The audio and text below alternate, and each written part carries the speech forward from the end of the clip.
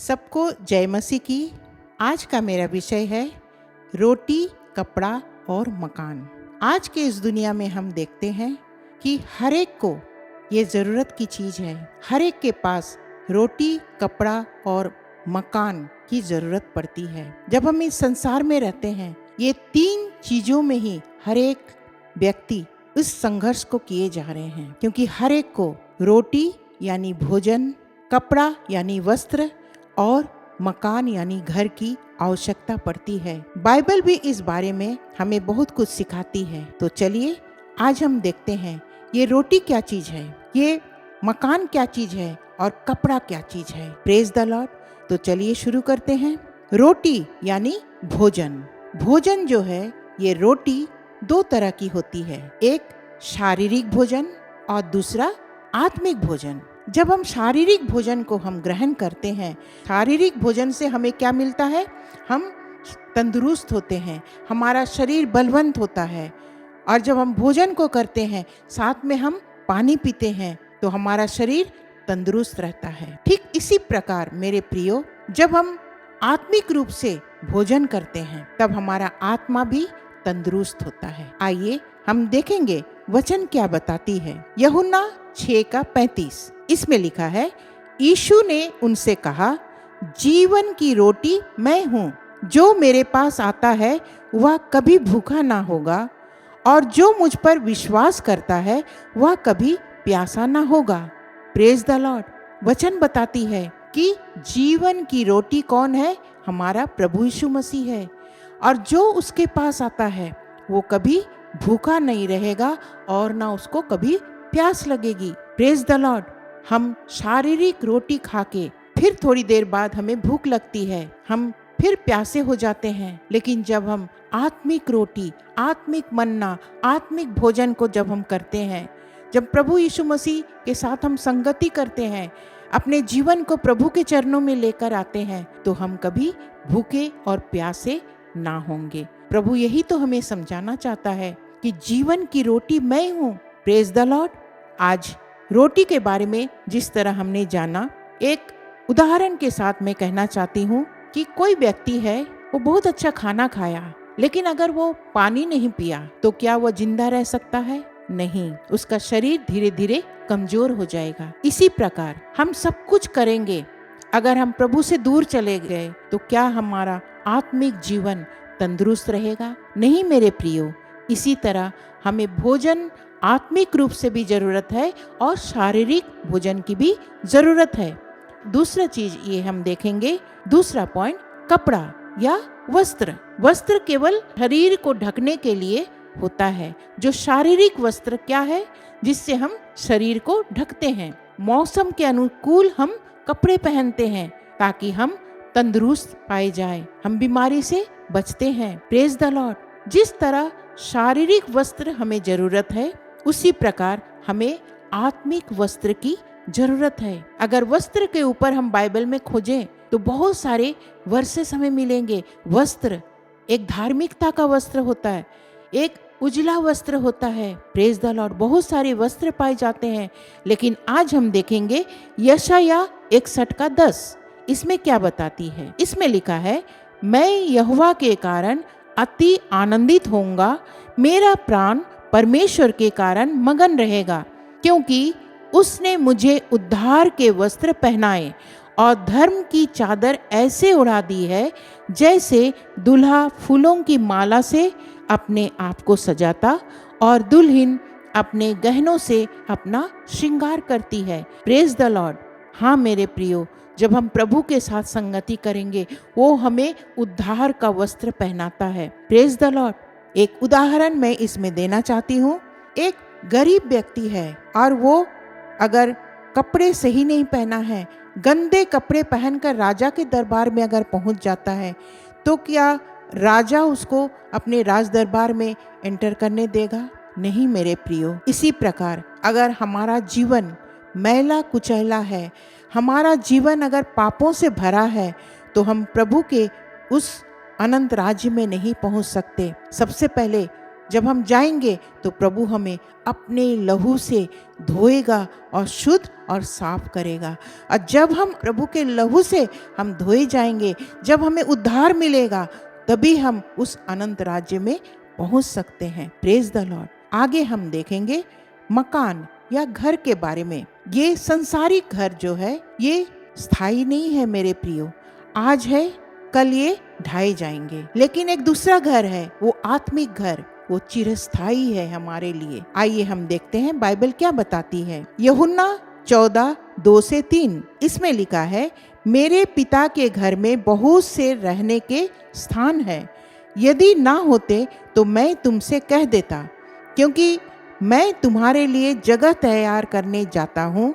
और यदि मैं जाकर तुम्हारे लिए जगह तैयार करूँ तो फिर आकर तुम्हें अपने यहाँ ले जाऊंगा, कि जहाँ मैं रहूं वहाँ तुम भी रहो। Praise the Lord. वो हमारे लिए उस स्वर्ग राज्य के सिंहासन के सामने जब हम सब जाएंगे, तब वो हमें एक बहुत अच्छा रहने का स्थान देगा। और लिखा है कि मैं जगह तैयार करने जाता हूँ, ताकि जहाँ मैं रहूं वहाँ तुम भी रहो। हाँ मेरे प्रियो, इस संसारिक घर के बारे में आप चिंता ना करें, वो सब कुछ देगा। लेकिन आत्मिक घर के बारे में चिंता करें, जो प्रभु हमारे लिए वो अनंत राज्य में, उस अनंत राज्य में हमें और आपको वो नया नया घर देने वाला है। इसीलिए तो कहा है कि मैं तुम्हारे लिए जगह तैयार करने जाता हूँ। हमारे लिए वो जगह तैयार करने गया है।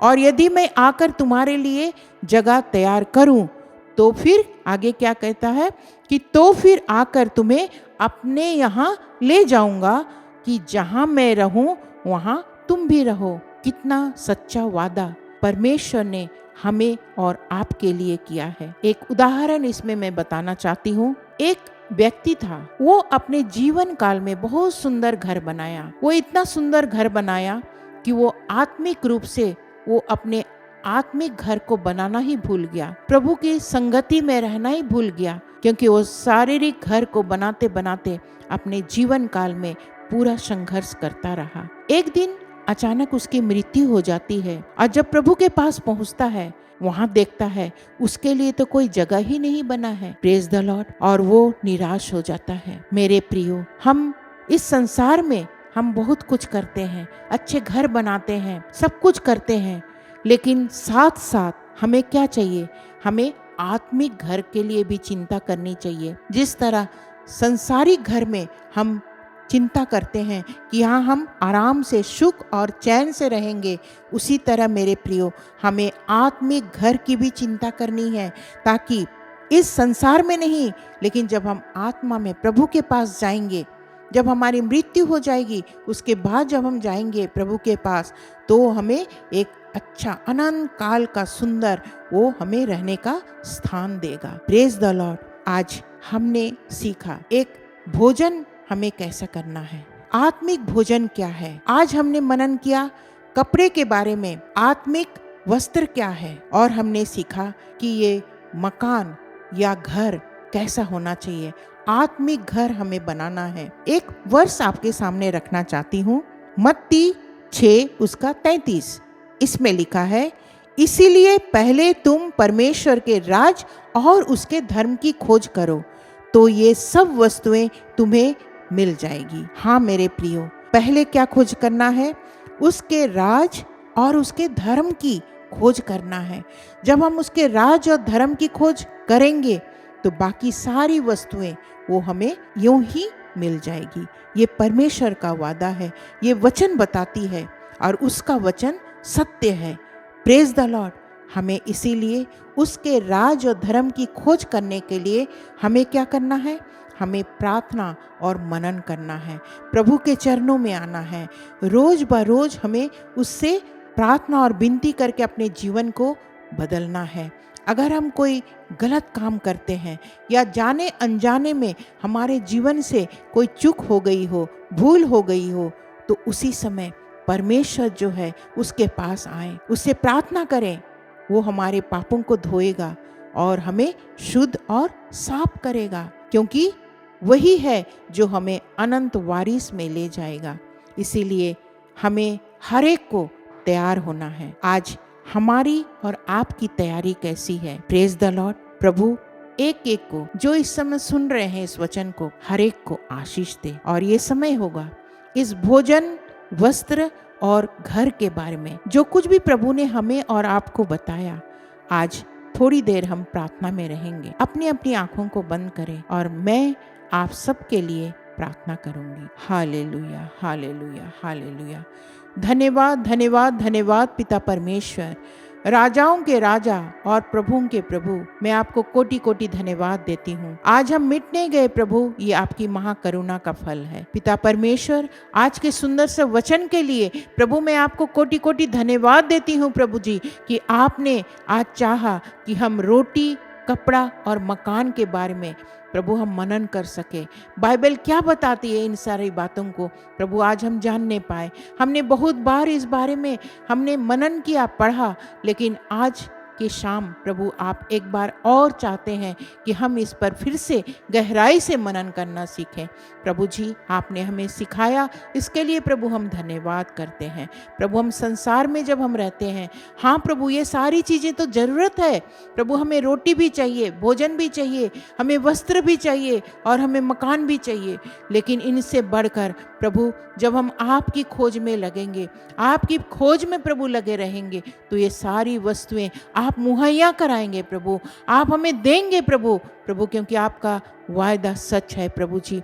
ओ पिता परमेश्वर, हर एक के जीवन में प्रभु कार्य करे प्रभु, ये वचन हर एक के जीवन में फलवंत होने पाए पिता परमेश्वर। प्रभु इस समय मैं मांगती हूँ प्रभु, एक एक प्रभु व्यूअर्स प्रभु इस YouTube चैनल के द्वारा प्रभु जबकि वो प्रार्थना और निवेदन को भेजते हैं प्रभु, एक एक प्रार्थना निवेदन हाँ और आमीन के साथ प्रभु मैं तेरे चरणों में लेकर आती हूँ, और मुझे विश्वास है कि आप इन सारी प्रार्थना निवेदन को सुन रहे हैं और उनको पूरा करेंगे प्रभु जिसके पास प्रभु अपना मकान नहीं है, ओ पिता परमेश्वर प्रभु वो बहुत कोशिश करते हैं प्रभु कि मेरे पास एक छत्र हो प्रभु, मेरे पास एक सिर रखने की जगह हो प्रभु जी। बहुत लोग हैं बेघर हैं प्रभु मैं मांगती हूँ उनको प्रभु आप देंगे प्रभु जी, उनके पास एक अपना घर होने पाए प्रभु, वो किराए के मकान में नहीं लेकिन अपने घर में रहने पाए प्रभु।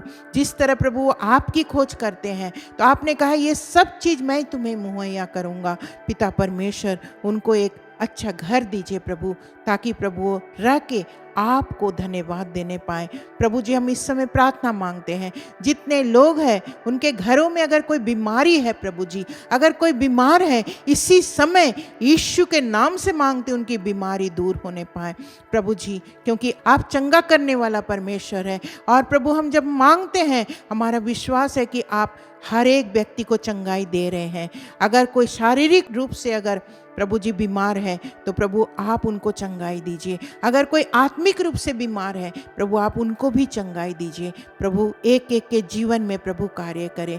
ओ पिता परमेश्वर मैं मांगती हूँ जो प्रभु आपसे दूर चले गए हैं प्रभु, बहुत लोग हैं जो प्रभु वचन पढ़ना चाहते हैं, आपके पीछे चलना चाहते हैं लेकिन नहीं चल पा रहे हैं प्रभु जी। प्रभु बहुत सारी रुकावटें हैं प्रभु जी और वो आगे नहीं बढ़ पा रहे हैं। पिता परमेश्वर मैं मांगती हूँ प्रभु उनके जीवन में तू काम कर प्रभु जी, ताकि प्रभु वो आगे बढ़ने पाए, आपके वचन पर चलने पाए, आपके वचन के लिए समय निकालने पाए पिता परमेश्वर।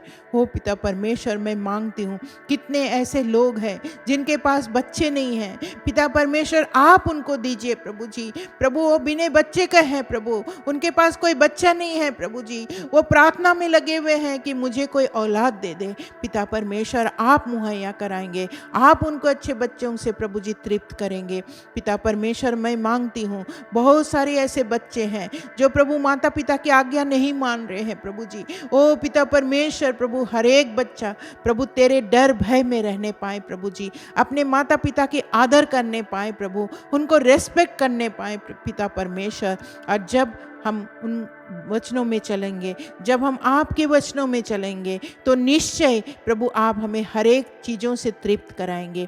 पिता परमेश्वर, जो प्रभु कर्ज में प्रभु पड़े हैं, जो कर्ज में प्रभु जी उन कर्ज के बोझ में पड़े हुए हैं, पिता परमेश्वर उनके हर एक कर्ज दूर होने पाए। ओ पिता परमेश्वर, हम किससे मांगे प्रभु, क्योंकि प्रभु सब कुछ अनंत बातें तो प्रभु आपके चरणों में मिलती है। इस समय मैं मांगती हूँ हर एक ज़रूरत यीशु के नाम से पूरी होने पाए। पिता परमेश्वर, आज मांगते हूँ पिता, आज जितनों ने प्रभु जी इस वचन को सुना, हमारा विश्वास है आपने हर एक को ब्लेस किया प्रभु, इसके लिए मैं कोटि कोटि धन्यवाद देती हूँ। पिता परमेश्वर, ये छोटी सी दीनहीन प्रार्थना यीशु के नाम से मांगती हूँ, दया करके सुने और स्वर्ग राज में ग्रहण करें। आमीन। सबको जय मसीह की। प्रभु आप सबके साथ में रहें। आमीन।